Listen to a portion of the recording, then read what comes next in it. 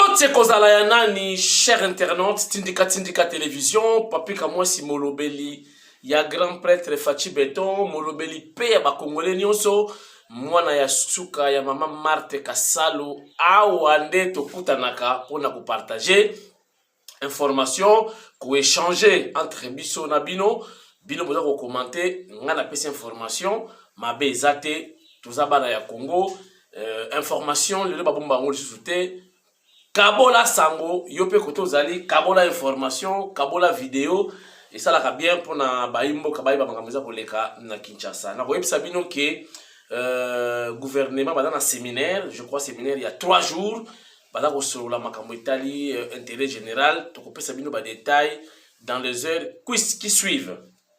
Voilà, entre-temps Toko beta masolo, il y a frère Martin, makamweleki na deuil, mais il y a contradiction. Bah tu vas le bita mo konzambo kaya ki ba muso ba ka vandaki, ba muso ba telemaki, donc ba vidéo za ibele, mutu na mutu pe information pe na ndenge na ye. Mais selon ma information na zwa ki a telemaki pona ko accueillir mo konzambo ka pona ko lakisa ki président Eli azaka moko toko beta le solo ango na kati émission lelo. Matata ponyo balobi les faux malades, aucun vice n'est beau, on en parlera. Et puis, Tokobeta les solo, le professeur ya Kung Fu, il y a pas les côtés N, donc on a mon tout pas commis N, N. À chaque fois, ça a une émission, Nassima, hein, on va acheter un livre belé pour l'accepter quand les professeurs attendent un livre, attendent un le côté va livre acheter Nassima, on attend un livre, on attend, ba hôtel, écoute aïbi, ba motel. Donc, ils ont la haine, jalousie, et puis, la monique, Nzulu qui m'a cassé. Hein? Qu'est-ce qui ne va pas, professeur de Kung Fu? Et puis, il y a danger dans la cuisine, parce que un cuisinier, il y a un mingi, kungu, na mindindi. Donc, somme. Tokolobe la épée sous les lots. Et après, Tokobeta les solo, mouké, Tokolega, il y a Duchesse, on a dénoncé, ma caméra, il y a na Sinark. Donc, on en parlera dans cette émission. Et à part ça, Tokobeta les solo, il y a 13 millions de dollars pour un état de siège, mais elle est bloquée à partir de Kinshasa. Et puis, Ekofo na Ambongo, Nineza Goleka, Ekofo na Ambongo, des messages différents, des impacts différents dans l'émission Lelo. Bofon la matoi, boza la concentrer, émission Bandi, papi kamwa si na tindika, tokobeta les solo, nandenge ba kangi 9 officiers pour na détournement ya bambongo ya basoda mingi na Ituri. Merci beaucoup. Émission meyantika benu kulukala na pi lubaka bana lutula mona mbela. Bankaka kuna suku, bankaka kuna cuisine. Donc lukala ki beni concentré émission di yantikidi. Papi kamwa si yantikidi. Ama vimpi benu bwe. Lukolere. Ah, mfia okidi. Émission Bandi, wana da bambote na tuni ba santé na Kintandu, notre dialecte, donc Kintandu nde obisoto lobaka, ezali langue na ngai. Et ça la rappelle bien parce que mikolo yo tozan na bituba makasi ya cohésion et l'unité nationale lancée par madame la ministre Nana Manouani na Kyumba et pourquoi pas Fachi Beton Fumoli Tunga azana souci makasi ke to longola haine lokola professeur ya Kung Fu hein donc cuisinier ya mikungu anzuluki tolingi unité tolingi cohésion nationale lobi élection boya ezala vraiment apaisé. Frère Martin ayena matanga comme d'habitude. Ba preparaki mwa kuna bango ke soki abimi tokumisa ye toyamba ye ayaki na mwa groupuscule ya bato na ye aza leader na kwe na ye aza député ayaki na mwa bato na ye basala ndenge banaye kosala makala na IDPS boyebi ba de belé salamaki bongo Tshisekedi soka koti tanga zo maboyeli mete yindi ba accompagner tina li mete ils ont tenté de faire ça. Bon, malheureusement, bazala qui peut mingi penzate. Basala qui roye bosala, ba fingi, toyoki, bon, tout le bani démocratie. Mais heureusement, pays ont échangé. À l'époque, je crois que vous voyez tout ça, la image est belle. Même na deuil, ya Rossi bomona ndenge mbuma ebeta kaka kasongo wana kasongo général azalaka général na la police namona bato makila na Notre Dame wana bingana na kena makolongulu o facha kita pena donc policier azo yiba moto ya combattant mbumezo beta la kiboje zo beta facha kita atindika policier a récupérer moto wana a besoin c'est le kolonango mais ba réaction mususu mona comme chef de l'état bozo mona zo kena avec douceur yemo ka yebi pourquoi et puis bato wana ba beti bango masa cité bakangi mutute ba accompagner les députés frère maintenant les députés comment dirais-je président élu il y a Facebook ba bembe malembe ti na hôtel na Faden House mais na monique ba komaki ceux qui moi 20 parce que Faden House ezali et ça la activité moko da commercial bato ba luwa rapé kuna bato balala kuna et ko déranger pe ba kilia ba kokima parce que ils ont dérangement balinga rapé ils appellent gombe en plus donc et simbaki nangote mais ils ont insulté ba beti mutute ba kangi mutute ba ke calme voilà les changements différence il y a régime au ileki au zalaki Far West na régime ya Fachi Beton donc au fingi et tout OK na yoti na parler lacrymogène 0 arrestation 0 lisasi 0 mutakufite batutu ba ke pepele sans problème voilà la différence il y a gestion façon ya ko diriger et comme différent en tout cas wana il y a pas match donc chapeau bas na Fachi Beton azola kisaka lingi ba congolais différence ils allaient vraiment dans régime ya Rambo o izala kia donc botem ka 20 30 cas ngwaye 10 minutes c'est trop boyo ki déjà bandi tata balabala beaucoup de balabala donc deux fois Fachi Beton chapeau bas mais comment dirais-je polémique ils allaient entre côté les ba image je crois ils allaient tout là musala tout là qui est très concentré mais au batali ba image ba musu lobi ke fayu la télémaki ba musu lobi yo a télémaki te na yeto ndi nani bref et c'est les cas qui nango isa makambu et yaka boyebi en eza makasi jalousie za makasi toujours supporter ngo mais c'est très compliqué relativement na matata ponyo il semble que matata ponyo habilité il semble habilité isa ni balba des faux malades aucun vice nebo donc ba vice nyo sur ça kokufa ba avocat ba lobi ki no forme rapidement akende mais en tout cas ba gérer ki mboka pourquoi ba sala ki ba hôpital ya malonga te o yo moko pe mokonzo beli oké aux traitement toujours ko kene ko traitement libanda mais mingi ba ko kene ko traitement libanda ba zonga na kesi kwenda kumputu vutuka mu kesi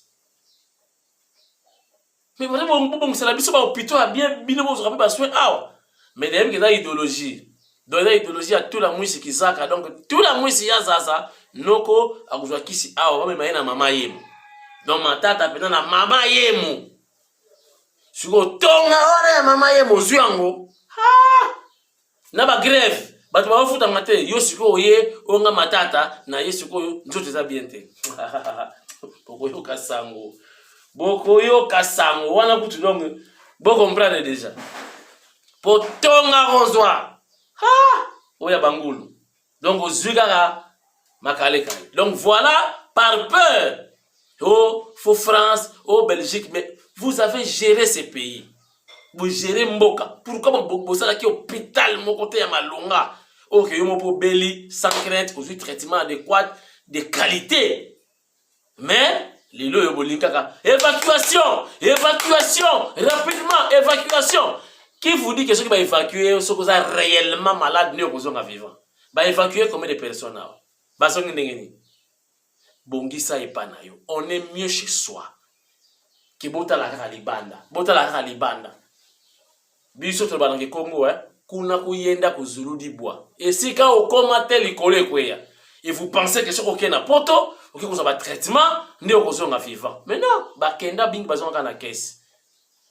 Natanga bakombo baza ebele na ko informer bino lisusu na émission lelo ke ba faux prêtre oyo bakangi ba interroger bango eza ko continuer batangi bakombo ya bato batindaki bango vérité bimi bayaki na mission bazalaki na ba GP ba faux prêtre bayaki basala action na lobité basala action et pas nani donc batozolo bayaki ba assassiner Fachi boyina boyina na lobi ndenge wana te mais na yebi ki bayaki basala action parce que ozalaki très important na katika ya événement wana le chef de l'état na yebi te bayaki ba atteindre le chef de l'état mais na yebi sakabino wana azali dessin animé parce que ebele basi bazalaki na ba idée ebele ba complot et salamaki Fachi azalation invité tilelo même ba détourner ebele salamaki vous savez c'est ba konzera au banque bimisa mbongo ni tipo na ozalata oleka bimisa mbongo pesa yo zela dans quelques jours au moins ya odaye donc ndenge za wana basi ba bara Fachi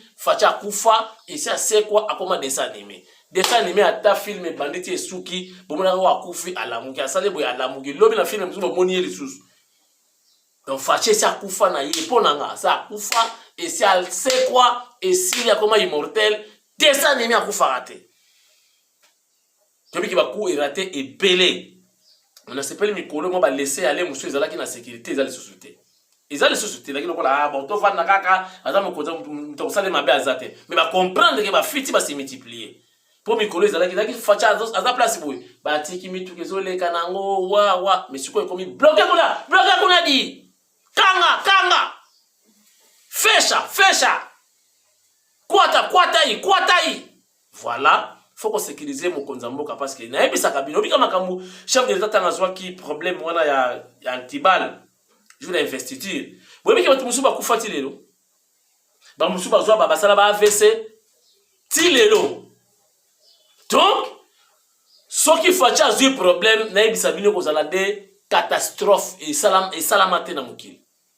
Donc vous allez que batu ba kufi nanu abato yeba nanu santé na eza ndenge nini batu basi ba kufi parce que balingi trop na ebisi mino ba coup de fil pour na président de la République monde entier et puis ça na batu tilelo ba banda comme président ba jena kapo na ye mabolo mona se eza na batu tilelo ba na bitoko pour na président na ebisi mino vérité président yebi ba moté mais bango ba yebi président de chef d'état ba linga ya ofele ba sambela kapona ye tilelo ba bolongo na se faut biki bitumbiza makasi batu wana batangi ba kombo je vais essayer na kotanga ba kombo wana te o na zui comme fuite na kopesa bino ka ba lettre bo sima ba stylo na ba papier ba lettre na kopesa bino yo moko kangisa muso ko bimisa kombo nani devoir apprêtez vos stylos et vos papiers donc prenez un bout de papier avec un stylo, je vais vous donner tout simplement des lettres. Yo moko sangisa ba lettre wana e ko sala ba koma banani. C'est bon? Bon ça ba papier. Na émission lelo na suka. Professeur ya Kung Fu. Donc maluku de verdade. Cuisinier ya mikungu. Cuisinier ya misili na mindindi impoli tala ne bonzuluki oza na kore obon Kung Fu asala tala ba décorer plateau boy tu vois moi fleur moi nini plateau yango ibongi nango déjà plateau moko mobile simple to décorer yango simplement mais nazala ngana parler chenga donc il y a toujours un livre na sima bon mona kada docteur asa professeur lokola nana manwanina lukuta ba livre wala tu atanga kangote de bo na tangini atangisa Kung Fu ala mamindindi ala mami kungu na misili na soko dikondo boyebi soko dikondo ha on faut botu na bazombo do alamba ka soko dikondo achembisa ko kauka na mwamba professeur wana ya Kung Fu N. La N. Vous avez N puis d'abord N hour. N hour. Non. De wana émission. De y'a ça rabe émission maman Marthe. Y'a Tshisekedi, famille Tshisekedi, wa Mulumba, Fachi Beton, maman na bango Marthe. Oh boy na boy. Oh Facha Salaki boy. Oh. Donc vraiment comme un petit enfant. Yom le professeur. Mais ça là, une émission élaborée, une émission scientifique. Donc, émission pénale, donc il y a balabala, il n'y a pas qu'à Djouma. Il y a mon professeur. Donc na titre na yo mi bamba wana mokolo bi na professeur Akongufu adjumé une tala émission na yo comparé avec un homme scientifique. Le par exemple, dans l'opposition mais après c'est exemple comme professeur Kalele. On doit sentir que yé peut moins un ezalaka, mais on doit sentir que c'est quelqu'un de scientifique, quelqu'un qui a étudié. On doit sentir que non oyo azam tamayi la tangi sa réellement. À part ba calcul ba résultat na bango simba kité ya fayulu na ya ye na ba sango et simbakati ta ba keneki na cour constitutionnelle. Voilà professeur Akongufu émission ya N botala kaiti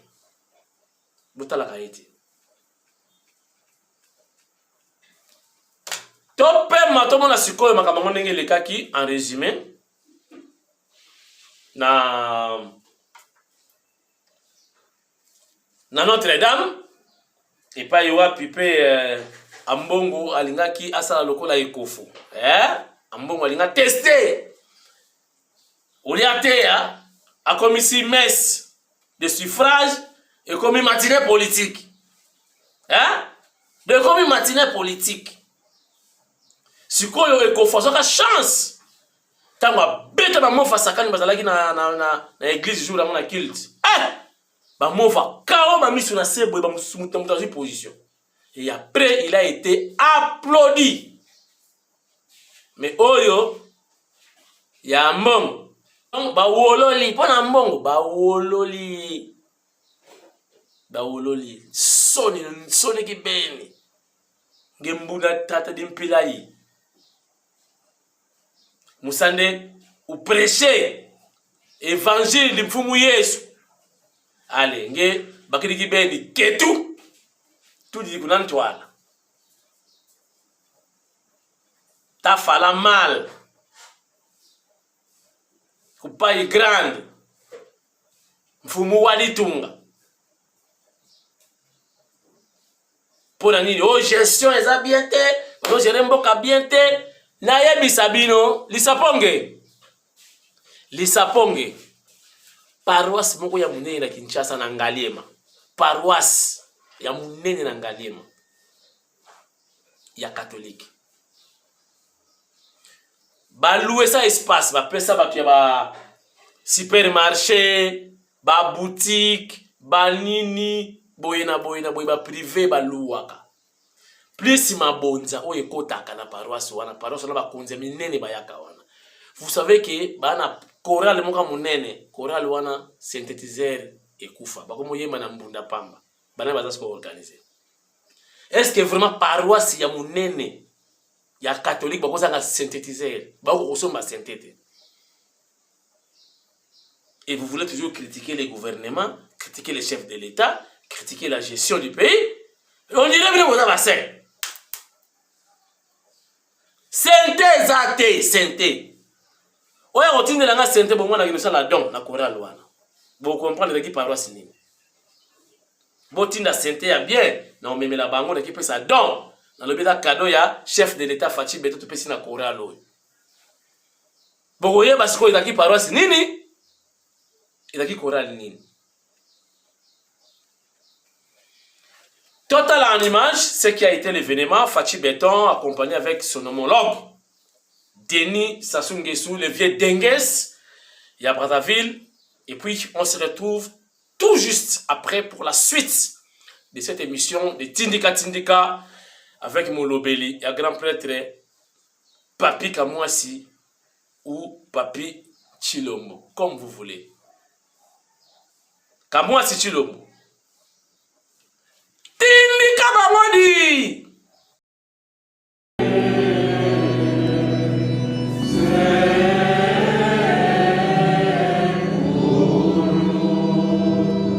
Troisième journée et la fin des obsèques du cardinal Laurent Mosengo Passigna ce mercredi 21 juillet 2021 à la cathédrale Notre-Dame du Congo. L'ambiance était morose en cette journée de l'inhumation de ces hauts dignitaires de l'Église catholique décédés le 11 juillet 2021 à Versailles, en France. Dans la cour comme à l'intérieur de l'Église, des fidèles chrétiens catholiques, des hommes d'État, des membres de la famille biologique se sont réunis pour rendre une action de grâce et implorer l'Éternel pour le repos de l'âme de l'illustre disparu. Après la cérémonie d'hommage au Palais du Peuple, le président de la République Félix-Antoine Tshisekedi Tshilombo et son homologue de la République du Congo Denis Sassou Nguesso sont venus assister au dernier moment des obsèques de l'ancien archevêque de Kisangani et de Kinshasa au cours de la messe des suffrages célébrée par le cardinal Philippe Ouedraogo, archevêque de Ouagadougou au Burkina Faso, en présence du cardinal Fridolin Ambongo, des cardinaux archevêques de la République centrafricaine, du Rwanda, du Nigeria et du Tchad, ainsi que plusieurs évêques venus notamment de la République du Congo. Dans son homélie, le célébrant principal a loué les qualités de persévérance, de fidèle serviteur de la parole de Dieu, incarné par le cardinal Laurent Mosengo, un homme déterminé à œuvrer pour le bien-être de la population et de sa patrie. Docteur en écriture sainte et professeur de théologie, Monseigneur Laurent Mosengo a été créé cardinal le 20 novembre 2010 par le pape Benoît XVI. Homme de paix, Laurent Mosengo Passigna a joué un rôle déterminant à la conférence nationale souveraine dont il a été élu président avant d'assumer les charges de président du Haut Conseil de la République, Parlement de la transition post-négociation de la CNS. À l'issue du culte religieux, les représentants de la famille biologique du cardinal Mosengo et le cardinal Fridolin Ambongo ont vivement remercié les chefs d'État Félix-Antoine Tshisekedi Tshilombo et Denis Sassou Nguesso de leur implication, de leur présence aux obsèques et d'avoir assuré l'évacuation du cardinal pour des soins appropriés en France et le rapatriement à Kinshasa de sa dépouille. Les deux chefs d'État ont été invités à assister à l'inhumation de l'archevêque émérite de Kinshasa avant de quitter la cathédrale Notre-Dame du Congo.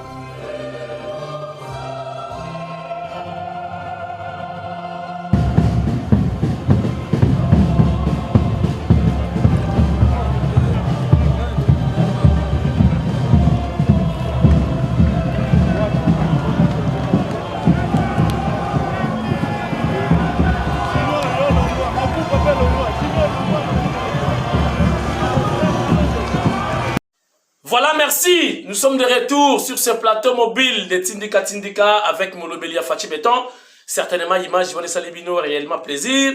Là, j'en profite pour dire ou remercier le directeur de la cellule de communication du chef de l'État, Eric Nindou, pour ces images. Merci beaucoup parce que nous travaillons en collaboration.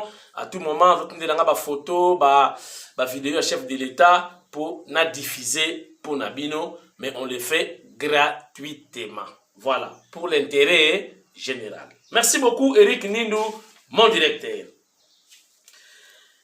Tolobaki Makamouya Sinar, la duchesse dénonce. Alobi Kuna na Sinar, selon l'information dans une Liberté Plus, et pas il y a Nekonabiso journaliste, il y a Liberté Plus, le directeur lui-même, Hervé, à l'objet que la duchesse a dénoncé à l'objet Kuna Makamanzoto isa trop la katia Sinark.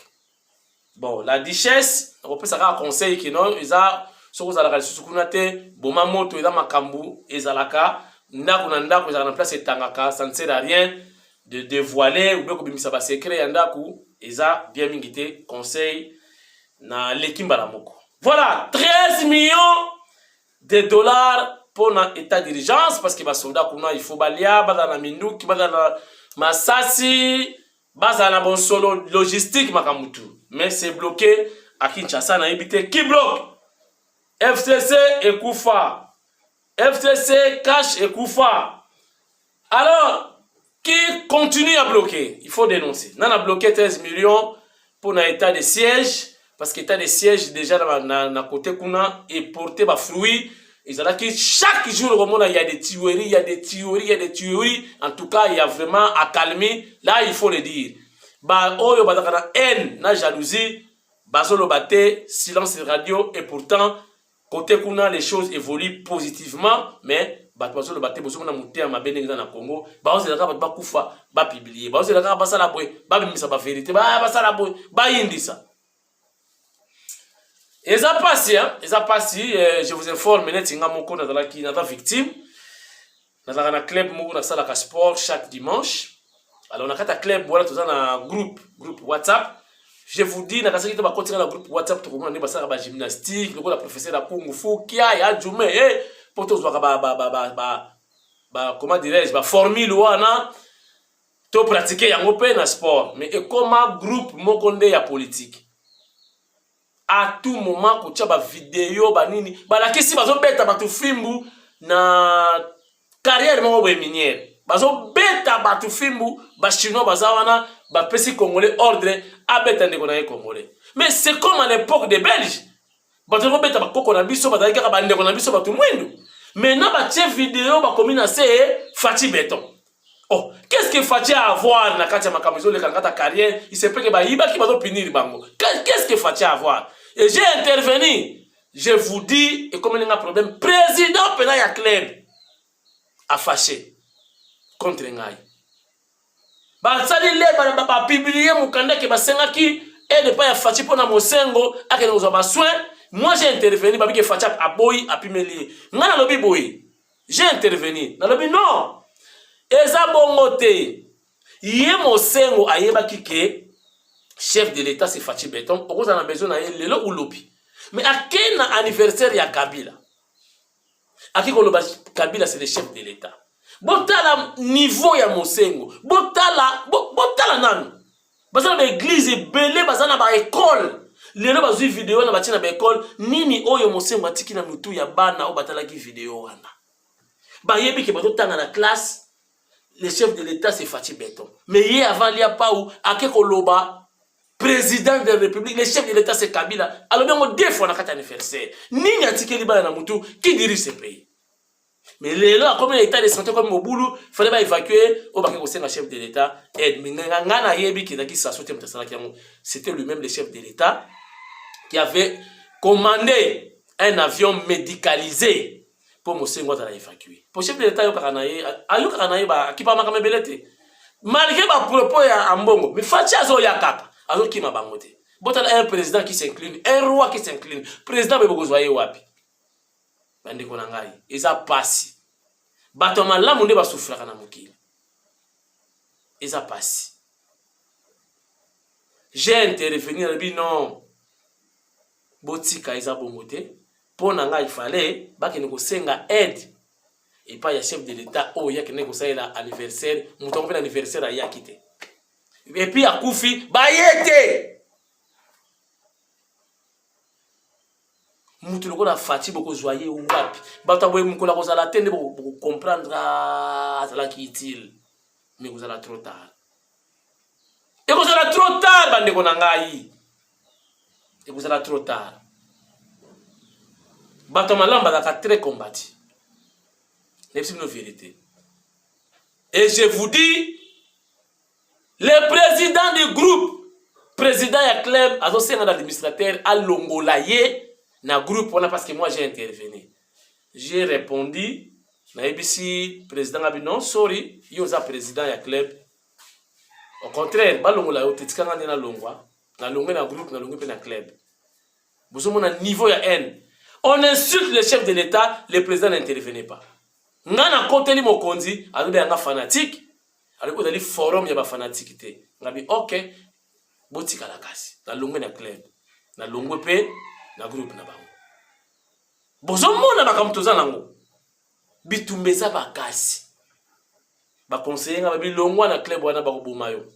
Na longwe ba benga na butu kezonga na club dimanche yaka kosala gymnastique. Na bina oyate. Na kosala ngamuko. Na nda kwatana mama na bana tukusala. Allez, simba l'école, simba liboko, tukusala nda. C'est compliqué. Nani azo bloqué bonga basoda? FCC cache Koufa. Maintenant qui bloque? 13 millions fois kende. pour basoda bazala motivé na moni nga moko na bandundu policière alati teni na mouscarpin bosi bamonango donc mouscarpin te donc mouscarpin na moni ngo na bandundu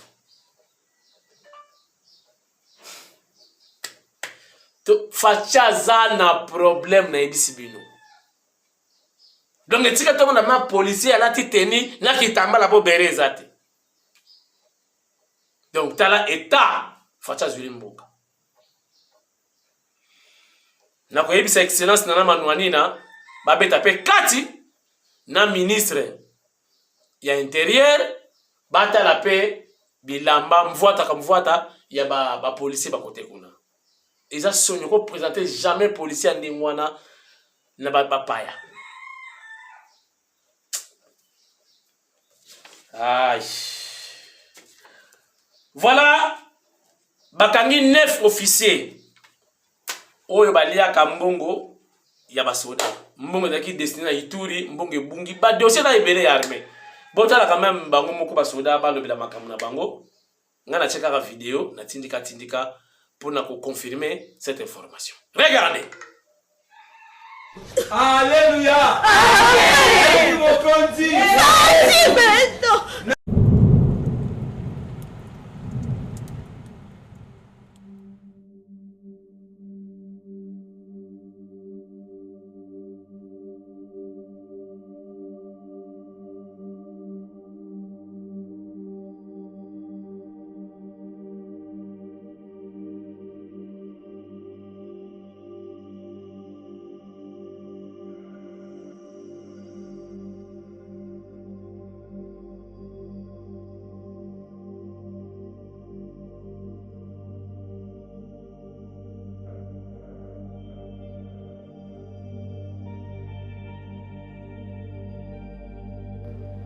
Fils du pays,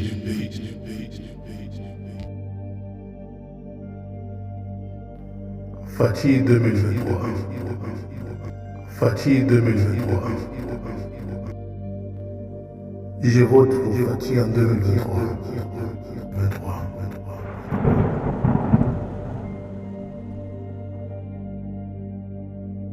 Merci pour cet élément. Combien riche voulais-je dire pour tout le monde à rater bakangi basoda. Bien mon bakangi basoda. Oh bakangi ba groupe basoda boy, ba détourner mbon. Ils allaient quitter. Voilà, il y a quand même un changement. Civil à Zobanga, policier à Zobanga, militaire à Zobanga, ba officier militaire à Zobanga, ba autorité civile à Zobanga. Quand même mboka après ça la kaboué. Moi ko banga soke zali, mboka pe bani ko changer. Parce que kobanga masumu ne bandeli ya mayele. Kobanga pe mbongo à l'état, ils ont bandeli pe ya développement. Mais avec Fatih Béton, mututu adokangama, ben touchable basili. Maman moka le bito tanga na Deutéronome 17 à 15, 17-15, voilà. Donc Deutéronome 17-15. Yazana poto, alobi mutu tanga c'est relativement na proposition ya loi ya Noël Tiani, mutu attiré par conséquence, aye basudi Tiani azana raison, tout azana tort, Deutéronome 17-15. Tokomi na parti ya suka oyo na kopesa ba lettre, bobongisi ba stylo. Lettre ya bato oyo batangi oyo bataki na coup batindi 3 faux prêtres armés. Ba éliminer nani? Dessin animé. Mais service intelligent ya mokonzi nde bachaki bango maboko. Baba mwana ati. Omone ka lokola ngai mutu moko simple. Bongo, bauti ba Israël, bauti ba États-Unis, bauti kotanga filature, bauti kotanga sécurité. Bango batape na gwa. Bana gwa. Aotalo ka bona misu. Bana ba misu 4-4. Ba misu 6, ba misu tina likosi. So atalo ka boya moni. Ata ya kita wesa ka ugesimba mutu wana. Bana bagwa. Bino boya sute. O bono préparer boya te bakanga bino. Na bisi bino jakino batu wana bana gwa.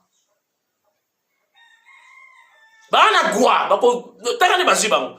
Qui peut imaginer pour la tenue conforme, harmonie, mosaïque. Ou ils allaient qui entre ma prêtre. Non, la qui oh faux prêtre, oh vrai prêtre. Mamoni baonde. Ba toi gouané mamoni bang. Ba si formation ba tanga ato che masque. Ba ko démasquer yo. Bozo ba combo. Ah. Non pas ça en désordre. Bino bossa la tout bossa ngise comme mutu. Pour na boya oh diffamation. Oh imputation dommageable. Oh accusation, ce qui est une fausse accusation. Na boya wa na za invitation. Pour ba weli ça. Oh bokanga enan. Bon comme en désordre. A. B. L. A. T. K. I na suka. Na pesa en désordre. Bossa et ça comme bonini. Ya liboso yewa. Ya mi balé. K. E. T. M. A. Bokangisa. Yami Sato. T. S. H. E. L. E. M. A. Mi balé na bombi. Pour na sona meki bo woye bambala moko. Na bombi non mi balé. To tala émission zoya, oh ya lobby. Na compléter bango. Voilà, tous les plaisirs étaient pour moi de vous présenter cette émission matinale de Tindika Télévision. Votre humble serviteur, Kamwasi Chilombo Molobeli, Mwana Yasuka, ya Mama Kasalo, Marthe Motema, ya Sphinx, de heureuse mémoire.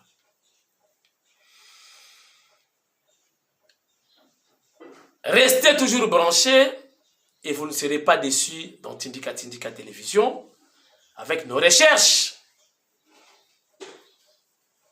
nos images, nos vidéos et pourquoi pas nos commentaires, toujours dans les soucis de vous informer. Soutenez-nous et nous, de notre côté, nous allons vous informer avec des informations de qualité et surtout la véracité de l'information.